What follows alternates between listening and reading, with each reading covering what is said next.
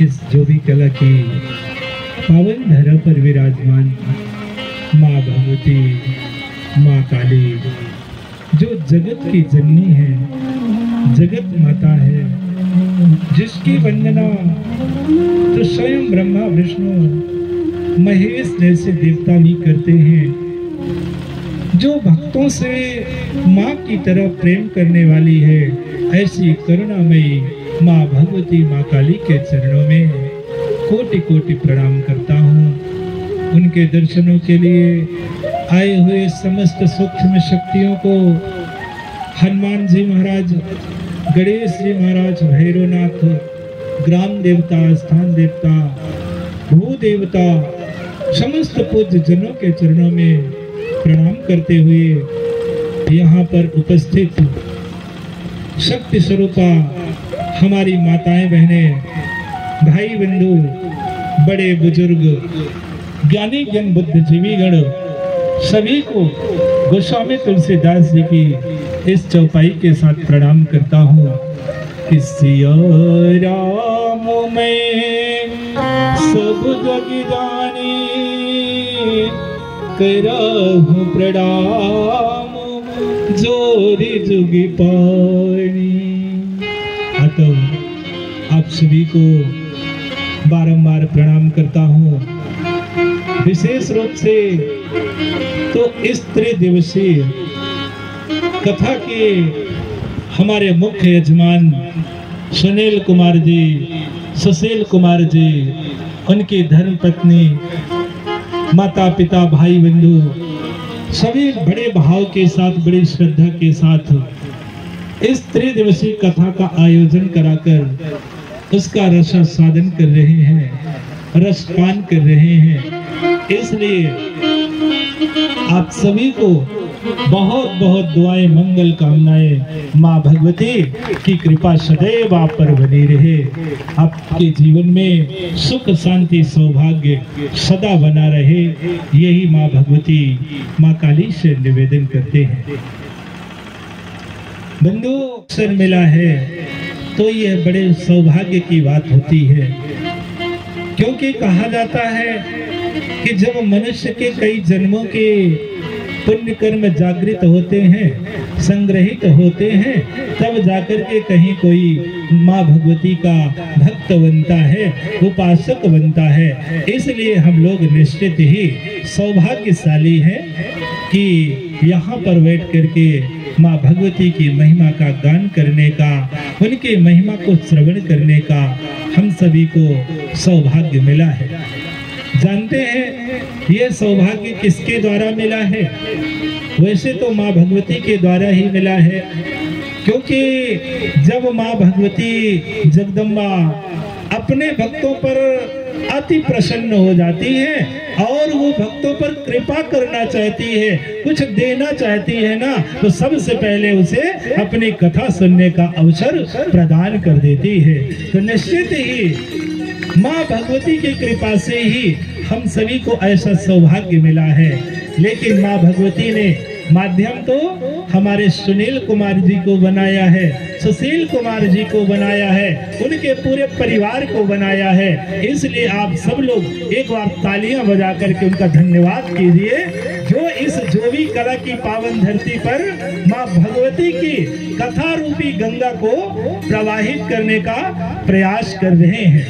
यह तो उसी प्रकार है, यह बात तो भैया उसी प्रकार है जैसे भागीरथ ने इस धरती पर माता गंगा को ला करके सभी का कल्याण कर दिया था। उसी तरह से हमारे सुनील कुमार जी, उनका पूरा परिवार ये कथा रूपी गंगा को बहा करके ये पूरे गांव का कल्याण करना चाहते हैं, पूरे समाज का कल्याण करना चाहते हैं। माँ भगवती की कृपा इन पर सदैव सदैव निरंतर बनी रहे, यही माँ भगवती से निवेदन करते हैं। बंधु, माँ भगवती आदि शक्ति ही समस्त लोगों की जननी है, वही देवादि देवों की भी जननी है। देवादि देव भी उसे माँ कह करके ही पुकारते हैं। समस्त लोगों की जननी माँ भगवती आदि शक्ति ही है। और एक बड़ी सुंदर बात है कि ब्रह्मा विष्णु महेश जैसे देवता भी उसी से शक्ति पा करके निरंतर अपने अपने कार्य को करते रहते हैं। हम सभी लोग भी उसी की शक्ति से आज हम लोग जो भी कार्य कर रहे हैं तो सब माँ की ही कृपा है, भगवती की ही शक्ति है। जो ये आत्मा हम सबके अंदर बैठा हुआ है तो ये ट्रांसमीटर का काम करता है और माँ भगवती शक्ति का भंडार है। तो जब शक्ति वहां से रिले होती है ना, तो ये जो ट्रांसमीटर रूपी आत्मा है इसमें आकर के संग्रहित होती है और सुषुम्ना नामक नाड़ी के द्वारा पूरे शरीर में प्रवाहित होती है, जिससे हम लोग अपने अपने कार्य को निरंतर करते रहते हैं। शक्ति के बिना मनुष्य कुछ नहीं कर सकता। वह शक्ति चाहे गाने की हो, चाहे बोलने की हो, चाहे काम करने की हो या पहलवानी की भी शक्ति हो, शक्तिहीन मनुष्य का कहीं भी सम्मान नहीं होता। इसलिए बंधु, हर मनुष्य को शक्ति की आराधना करना परम आवश्यक होता है। वैसे तो शक्तियों में माँ भगवती आदि शक्ति जगत जननी माँ काली ही सर्वश्रेष्ठ है, क्योंकि 10 महाविद्याएं होती हैं और 10 महाविद्याओं में तो माँ भगवती माँ काली का सबसे पहले नाम आता है। तो शक्तियों में माँ भगवती काली सर्वश्रेष्ठ है, जिनकी कृपा से तो भैया एक चरवाहा भी कभी कालिदास बन जाता है, यही माँ भगवती की कृपा होती है। वैसे भी इस संसार में तो माँ की बहुत महिमा गाई गई है। इस संसार में माँ की बहुत महिमा गाई गई है। क्यों लोग माँ की महिमा का गान किया है? क्योंकि हर प्राणियों का जन्म माँ से होता है, पिता से होता है, माता पिता से ही होता है। और बड़ी सुंदर बात है कि मनुष्य जब पहली बार इस संसार का, इस लोक का दर्शन करता है ना, तो जानते हैं वह कहाँ बैठ करके करता है भैया? वह तो माँ की गोद ही होती है। माँ की गोद में ही हर मनुष्य पहली बार इस लोक का, इस संसार का दर्शन करता है। इसीलिए हमारे महापुरुषों ने माँ को आदि गुरु कह दिया, धर्म ग्रंथों में प्रतिष्ठित कर दिया कि माँ ही जीवन की आदि गुरु होती है। और बात सत्य भी है। जब मनुष्य इस दुनिया में आता है ना, तब उसे कोई भी ज्ञान नहीं रहता, ना चलने का ज्ञान रहता, ना बोलने का ज्ञान रहता, और ना ही भोजन करने का ज्ञान रहता। तो हम सबको चलना, बोलना और भोजन करना कौन सिखाते हैं? हमारे माता पिता ही हम सबको चलना बोलना और भोजन करना सिखाते हैं। अतः माता पिता ही इस जीवन के प्रथम गुरु होते हैं। इसीलिए तो गोस्वामी तुलसीदास जी ने रामचरितमानस में कह दिया। क्या कहा रामचरितमानस में? तो गोस्वामी तुलसीदास जी ने कहा है कि प्रातःकाल उठ के रघुनाथा, माता पिता गुरु ना वही माता। प्रातःकाल उठ के रघुनाथा, माता पिता गुरु ना वही माता।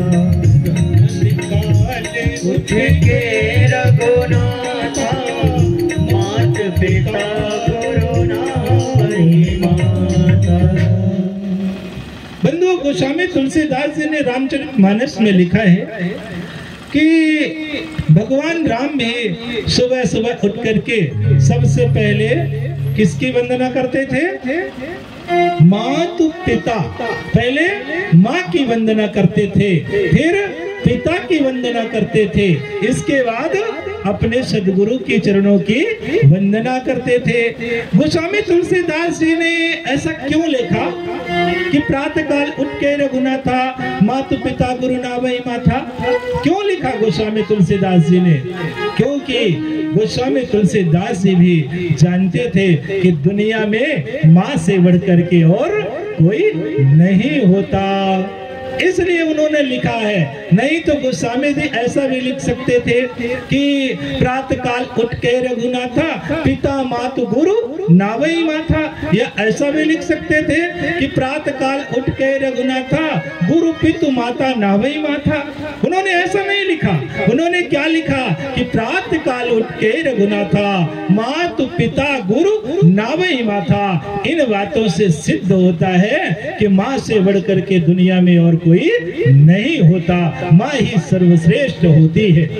बंधुओं, जितना प्रेम माँ करती है अपने बच्चों से ना, उतना शायद कोई और करता होगा। हम लोग भी बचपन में अपने माँ से खूब प्रेम करते थे, लेकिन बंधु आज विचार करने की जरूरत है कि क्या हम लोग युवा होने के बाद अपने माता पिता से उसी तरह प्रेम करते हैं जैसे हम लोग बचपन में करते थे?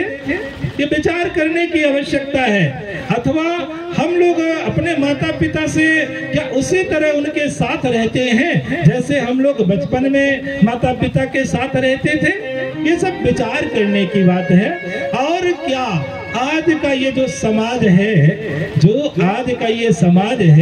क्या गोस्वामी तुलसीदास जी की इस चौपाई के आधार पर जीवन व्यतीत करता है? जो गोस्वामी जी ने लिखा है कि प्रातःकाल उठ के रघुनाथा, मातु पिता गुरु नावई माथा, क्या इसके आधार पर आज का समाज जीवन जीता है? जबकि गांव-गांव में जगह जगह रामायण का पाठ होता है, और इस चौपाई को तो भैया बच्चा भी जानता है, छोटे छोटे बच्चे भी जानते हैं, लेकिन क्या वह इस चौपाई के आधार पर जीवन व्यतीत करते हैं? नहीं व्यतीत करते हैं। तो बंधुओं, इस तरह से माँ शब्द के अनेकों रहस्यों को 3 दिनों तक हम लोग श्रवण करके इस कथा रूपी गंगा में गोते लगाकर स्नान करके अपने तन मन को पवित्र करके अपने जीवन को हम लोग सफल और सार्थक बनाने का प्रयास करेंगे। क्योंकि आज भौतिकतावाद की आंधी चल रही है, और इस भौतिकतावाद में सभी लोग एकदम दौड़ते चले जा रहे हैं। चारों तरफ हाहाकार मचा हुआ है, अनीति अन्याय अधर्म बढ़ता चला जा रहा है। लोग नशे मांस की दलदल में फंसते चले जा रहे हैं। आज जो हमारी युवा पीढ़ी है ना, जो युवा वर्ग के लोग हैं, देखिएगा वो नशे मांस के दलदल में फंस चुके हैं। और विचार करने की जरूरत है कि ये नशा रूपी जो शत्रु है ना, तो ये घर घर में अपना स्थान बना चुका है। चाहे वो गुटखा के रूप में हो, तंबाकू के रूप में हो, सिगरेट शराब के रूप में हो, यही तो समाज का सबसे बड़ा शत्रु है। नशा ही मनुष्य का सबसे बड़ा शत्रु है, जो जीवन को बर्बाद कर देता है, तीनों का हरण कर लेता है, तन मन धन सबको ये समाप्त कर देता है, अंत में जीवन को भी लेकर के चला जाता है। तो आज जो हमारी युवा पीढ़ी है नशे मांस की दलदल में फंसती चली जा रही है, और नशे के कारण ही आज चारों तरफ अनीति अन्याय अधर्म भी बढ़ता चला जा रहा। ऐसा क्यों हो रहा है? क्यों लोग एक दूसरे के दुश्मन बनते चले जा रहे हैं? लोग क्यों एक दूसरे के दुश्मन बनते चले जा रहे हैं?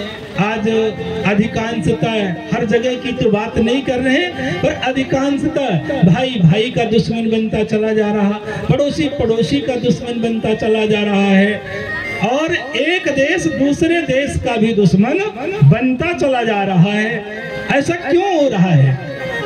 क्यों लोग एक दूसरे का दुश्मन बनते चले जा रहे हैं? क्योंकि आज भैया जो मानव के अंदर की मानवता है ना, वो मुरझाती चली जा रही है, मरती चली जा रही है। मानव की मानवता क्या है? दया, ममता, करुणा, प्रेम। और जब मानव अपनी मानवता खो देता है, जब जब इंसान इस धरती पर अपने इंसानियत को खोया है ना, तब तब वह अनीति अन्याय अधर्म में लिप्त होकर के नाना प्रकार के दुखों को सहन करता हुआ इस संसार में दर दर भटकता है। यही कलयुग है, यही कलयुग का प्रभाव है। कलयुग कहीं बाहर नहीं है। क्यों बाहर नहीं है कलयुग? लोग कहते हैं ना कि भैया कलयुग आ गया है, लोग कहते हैं कि कलयुग आ गया है। कलयुग कहाँ है? क्या कहीं बाहर दिखाई देता है? किसी ने देखा है कलयुग को कि कलयुग कहाँ है? क्योंकि जैसे अन्य युगों में त्रेता, द्वापर, सतयुग में सूर्योदय पूर्व से होता रहा, तो इस युग में भी सूर्योदय पूर्व से ही हो रहा। क्या पश्चिम से सूर्योदय हो रहा? नहीं हो रहा। फिर अन्य युगों में भी सूर्यास्त पश्चिम दिशा में होता था, तो आज भी सूर्यास्त पश्चिम दिशा में ही हो रहा। बादल बरसात करते थे, अन्न की उपज होती थी, और हम लोग अन्न के उपज से अपने उदर की पूर्ति करते थे, तो आज भी यही कर रहे हैं ना। तो फिर कलयुग कहाँ है? फिर कलयुग कहाँ है मेरे भाई? कलयुग कहीं बाहर नहीं है। कलयुग हम सब के खोपड़ी के अंदर बैठ गया है। इस खोपड़ी के अंदर मन, बुद्धि, विचारों में बैठ गया है। अच्छा, जिस व्यक्ति ने इस खोपड़ी का नाम है खोपड़ी रखा होगा ना बंधु, तो बड़ा बुद्धिमान रहा होगा। खोपड़ी का अर्थ जानते हैं क्या है? खोपड़ी का अर्थ क्या है? खोपड़ी किसे कहते हैं? खोपड़ी का अर्थ क्या है? तो खो धन पड़ी। क्या है? खो धन पड़ी। जो स्वयं को खो दिया हो, जो अपने आप को खो दिया हो, वही तो पड़ी रहती है, उसे ही खोपड़ी कहा जाता है। जो स्वयं को खो देता है, अपने आप को खो देता है, वही पड़ी रहती है, वही तो खोपड़ी है। और इस खोपड़ी के अंदर जो मन बैठा है ना, तो फिर मन तो मन ही है। मन कहीं भी ले जा करके खड़ा कर देता है। मन तो निरंतर घोड़े की रफ्तार में दौड़ता चला जाता है। ये जो मन है तो निरंतर घोड़े की तरह सरपट सरपट दौड़ता चला जाता है। एक वस्तु को पा गया ना, तो 2-4 दिन बाद है दूसरे वस्तु को पाने के लिए आगे दौड़ जाएगा। जैसे किसी के पास एक गाड़ी हो जाए तो अब 2-4 दिन गाड़ी में चढ़ेगा, इसके बाद फिर कहेगा नहीं अब 4 व्हीलर होनी चाहिए, मोटरसाइकिल में आनंद नहीं आ रहा। तो मन है आगे निकल जाता है। एक छोटी सी कहानी है। एक संत जी थे, तो वो कटोरा लेकर के, संतों का काम है भिक्षाटन करना, भिक्षा मांगना, तो वो जा रहे थे, रास्ते में नारद जी मिल गए। सुबह सुबह की बात है। तो बंधु संत जी कहते हैं कि देवर से आज आप ही हमें मिल गए हैं, और हमारा नियम है कि जो व्यक्ति पहले मिल जाता है उसी से हम कुछ भिक्षा लेते हैं, कुछ दान लेते हैं। नारद जी बोले कि हम तो खुद ही भिखारी हैं, तो तुम्हें कहां से दे दें? हाँ, इतना जरूर है, हमारा एक यजमान है, माने चेला है, शिष्य है, वो राजा है, वो राजा है। चलो जितना लेना होगा तो तुम ले लेना वहां। अब संत जी नारद जी से कहते हैं कि नारद, हमारी एक शर्त है, तभी हम चलेंगे आपके शिष्य के पास। नारद जी कहते हैं बोलो।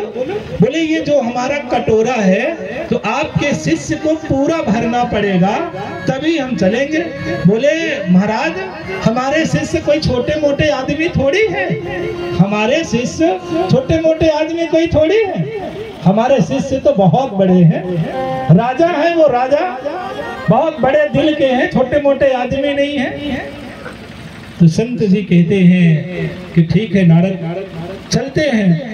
अब दोनों जाते हैं। देवर्षि को देख करके जो उनके शिष्य थे, भाई शिष्य का धर्म है कि उठ करके गुरुदेव को प्रणाम करें, और प्रणाम करने के बाद उनको आसन पर बैठाएं। तो नारद जी को भी जो उनके शिष्य थे राजा साहब, तो उन्होंने उनको आसन पर बैठाया। इसके बाद नारद जी कहते हैं कि राजन, ये एक संत हैं, ये कुछ आपसे पाना चाहते हैं, कुछ इनको दान की जरूरत है, आवश्यकता है, इनको दान दे दीजिए। और हमारी शर्त है कि इनके हाथ में जो भिक्षा पात्र है वो भिक्षा पात्र को भर देना है। राजा बोले कि देवर्षि, अभी 2 मिनट में भरवा देते हैं, है कितना बड़ा कटोरा, छोटा सा तो कटोरा है। तुरंत राजा अपने खजांचियों को आदेश देते हैं और कहते हैं कि महाराज जी का कटोरा भर दिया जाए। खजांची दौड़ के जाते हैं तो आटा चावल लाते हैं और उसके कटोरे में भर देते हैं। तो जैसे ही भरते हैं, भरने के लिए तैयार होता है कटोरा की 1 सेकंड में सब नीचे चला जाता है। फिर से खजांची जो भंडारगृह के व्यवस्थापक थे तो दौड़कर फिर से लाकर डालते हैं उसमें, फिर भी वो कटोरा नहीं भरता। अब इस तरह से करते हुए उनके पूरे भंडार गृह में जितना भी आटा चावल दाल था सब उस कटोरे में समा गया, फिर भी कटोरा नहीं भरा। तो जो मंत्री थे जाकर के राजा से बताए कि राजन, उस संत का कटोरा तो भर ही नहीं रहा है। बोले जाओ सोना चांदी से भरना शुरू करो। बंधु, सोना चांदी से भरना शुरू किया गया, सब कुछ समा गया, फिर भी उस कटोरे को कोई भर नहीं पाया। अंततः राजा जाते हैं संत के पास नारद जी के संग में, तो कहते हैं राजा संत से कि महाराज आप कोई साधारण आदमी नहीं है, कोई साधारण पुरुष नहीं है, ये कटोरा भी आपका साधारण नहीं है, क्योंकि राजमहल में जितना था संपत्ति सोना चांदी हीरा मोती सब आपके कटोरे में डाल दिया गया, फिर भी आपका कटोरा नहीं भरा। महाराज अब आप कृपा करके बताएं कि ये कटोरा कैसा है जो अद्भुत दिखता है, अद्भुत रहस्य इसका क्या है। तो संत जी कहते हैं कि राजन, ये कटोरा साधारण कटोरा नहीं है, ये कटोरा तो मनुष्य की खोपड़ी का कटोरा है जो कभी भरने वाला नहीं है। ये जो कटोरा खोपड़ी का बन जाता है ना, ये कभी भरता नहीं है, इसकी इच्छाएं तो अनंत होती है। तो बंधु, बात चल रही थी कलयुग की, तो कलयुग कहीं बाहर नहीं है, कलयुग हम सबके अंदर ही बैठा हुआ है, मन में, विचारों में, बुद्धि में, जिसके कारण चारों तरफ आज अनेक अन्याय अधर्म बढ़ता चला जा रहा है। लोग अपने स्वार्थ की सिद्धि के लिए, अपना स्वार्थ सिद्ध करने के लिए कुछ भी करने के लिए तैयार हो जाते हैं। यही कलयुग का प्रभाव है। और इसी कलयुग के प्रभाव से तो एक बार 88,000 ऋषिगण डर जाते हैं, भयभीत हो जाते हैं। और सभी मिलकर के विचार करते हैं कि भैया कलयुग आ रहा है, तो कलयुग में हम लोग पूजा पाठ कैसे कर पाएंगे, क्योंकि कलयुग में तो भक्तों को बहुत परेशान किया जाता है ना, सतमार्ग पर चलने वाले को बहुत प्रताड़ित किया जाता है, बहुत परीक्षाएं ली जाती है सतमार्ग पर चलने वाले की। तो सभी ऋषिगण बैठ करके विचार करते हैं कि कलयुग आ रहा है तो भक्तों का उपहास होगा, पूजा पाठ कैसे कर पाएंगे, इससे बचने का उपाय क्या है। तो सभी ऋषिगण बैठ करके चर्चा करते हैं। जब उनके समझ में नहीं आता ना, तो फिर सभी ऋषिगण आपस में चर्चाएं करने के बाद चलते हैं जगत पिता ब्रह्मा जी की ओर और कहते हैं कि चलो चलते हैं, ब्रह्मा जी से निवेदन करेंगे कि ब्रह्मदेव आप तो सृष्टि के रचना करने वाले हैं, कोई न कोई जगह, कोई न कोई स्थान ऐसा बता दीजिए जहां पर कलयुग का प्रभाव ना हो सके। ऐसा विचार करते हुए आज सभी ऋषिगण जगत पिता ब्रह्मा की ओर जाते हैं और ब्रह्मलोक में पहुंच करके आज गुहार लगाते हैं सभी ऋषिगण ब्रह्मा जी से। ब्रह्मा जी से कहते हैं कि हे ब्रह्मदेव आप हमारी रक्षा कीजिए, रक्षा कीजिए ब्रह्मदेव, रक्षा कीजिए। तो ऐसा सुनकर के ब्रह्मा जी चारों तरफ देखते हैं कि कौन है जो इन ऋषियों को प्रताड़ित कर रहा, परेशान कर रहा है, कोई तो दिखाई नहीं दे रहा। तब ब्रह्मा जी कहते हैं ऋषियों किससे रक्षा करूं तुम लोगों की, कौन है जो तुम लोगों को परेशान कर रहा, प्रताड़ित कर रहा है, बताइए ना कौन है। तब ऋषिगण कहते हैं कि हे ब्रह्मदेव हम लोगों को पीछे कोई दानव, कोई असुर नहीं लगा हुआ है, हम लोग तो केवल कलयुग से भयभीत हैं, कलयुग से डरे हुए हैं, क्योंकि कलयुग में भक्तों को प्रताड़ित किया जाएगा, जगह जगह आसुरी विचारधारा के लोग हो जाएंगे और भक्तों का उपहास करेंगे। इसलिए ब्रह्मदेव आप जगत के रचनाकार हैं, सृष्टिकर्ता हैं, आप बताइए कि कोई ऐसी जगह हो है जहां पर कलयुग का प्रभाव ना हो सके।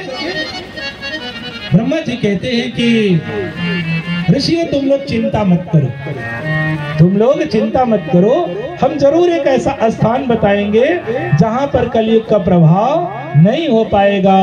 ऐसा करके आज ब्रह्मा जी अपने तप बल से एक मनोमय चक्र प्रकट करते हैं और चक्र प्रकट करने के बाद कहते हैं कि ऋषियों तुम लोग इस चक्र के साथ चले जाइए और जहां पर यह चक्र की ज्योति शांत हो जाएगी, समाप्त हो जाएगी, वहीं पर तुम लोग ठहर करके अपना भजन करिएगा, वहां कलयुग का प्रभाव नहीं होगा। ऐसा करके आज ब्रह्मा जी उस मनोमय चक्र को आदेश देते हैं। वह मनोमय चक्र ब्रह्मलोक से प्रस्थान करके चारों दिशाओं में भ्रमण करता हुआ एक जगह जाकर के ठहर जाता है, रुक जाता है, वहीं उसकी ज्योति समाप्त हो जाती है। तभी सभी ऋषिगण प्रसन्न हो जाते हैं, क्योंकि उन्हें पता चल गया कि इस स्थान पर, इस जगह पर कलयुग का प्रभाव नहीं होगा। ब्रह्मा जी की जय जयकार करने लगते हैं। तो बंधुओं जानते हैं वो कौन सा स्थान है जहां पर उस चक्र का तेज समाप्त हुआ था? वो स्थान तो नैमिषारण्य है, जो सीतापुर जिले के उत्तर प्रदेश राज्य में पड़ता है। बोलिए नैमिषारण्य तीर्थ की, बोलिए श्री सद्गुरुदेव जी भगवान की, माता भगवती माँ काली की। बंधु वहीं पर सभी ऋषिगण बैठ करके निरंतर भजन साधना सुमिरन करते रहते हैं। समय गुजरता चला जाता है कि एक दिन व्यास जी के परम शिष्य श्री सूत जी का उसी नैमिषारण्य में आगमन होता है और जैसे ही ऋषियों की दृष्टि पड़ती है सूत जी पर कि सूत जी गुरुदेव भगवान आ रहे हैं, तो सभी जय जयकार करते हुए आते हैं, सूत जी का चरण वंदन करते हैं, पद प्रक्षालन करते हैं, उनकी महिमा का गान करते हैं, वहां आसन देते हैं बैठने के लिए। और सूत जी भी आसन पर विराजमान होकर के वो भी शिष्यों को प्रसन्न देख करके वो भी प्रसन्न हो जाते हैं। कुछ शिष्य तो अपने गुरुदेव श्री सूत जी की महिमा का गान करते हुए कहते हैं कि भव सिंधु पार करने वाले, अब मैंने तुम्हें पहचाना है। भव सिंधु पार करने वाले, अब मैंने तुम्हें पहचाना है। भव सिंधु पार करने वाले, अब मैंने तुम्हें पहचाना है।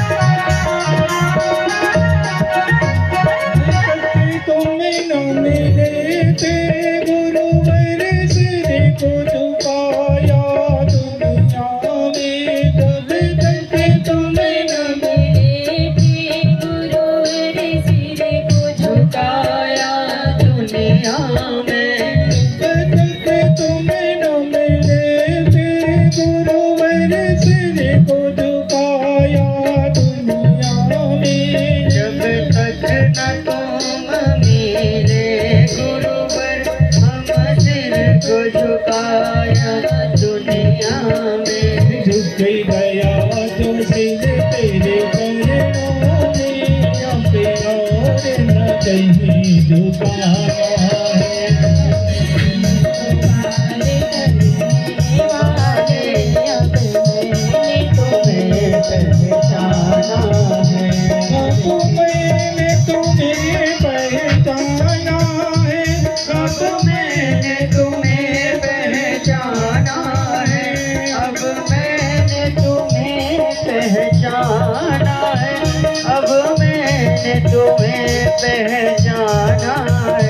कब से तो पार करने वाले, अब मैंने तुम्हें पहचाना है। अब से तो पार करने वाले, अब मैंने तुम्हें पहचाना है।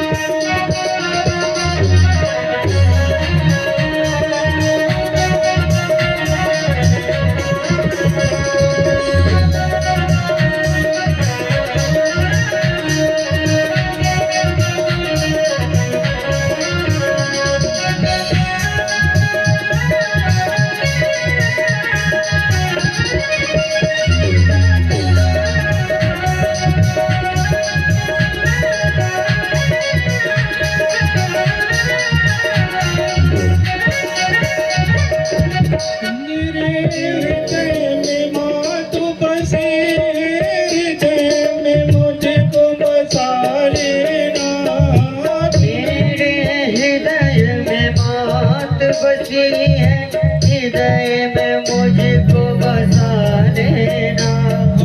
तुम मेरे हृदय में मात बसी है, हृदय में मुझको बसा लेना। तुम मेरे हृदय में मात बसी है, हृदय में मुझको बसा लेना।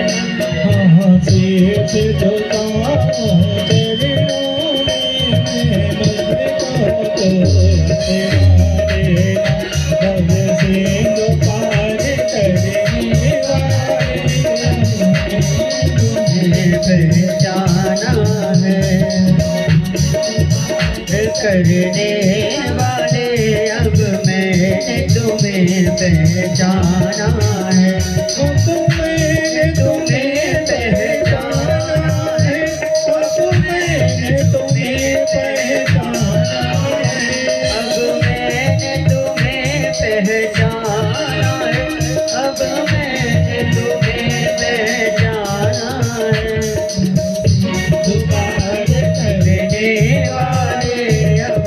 मैंने तुम्हें पहचाना है। बोलिए माता भगवती माँ काली की, श्री सतगुरुदेव जी भगवान की। बंधु, इस तरह से श्री सूत जी का सभी स्वागत करते हैं, सम्मान करते हैं। सूत जी भी वहीं पर ठहर जाते हैं और उन सभी ऋषियों को निरंतर कथाएं सुनाते रहते हैं, भगवत चर्चाएं करते रहते हैं। आज यहीं पर विश्राम दिया जाता है क्योंकि 6:30 बज चुके हैं। आइए हम सभी लोग माँ भगवती माँ काली की आरती करेंगे।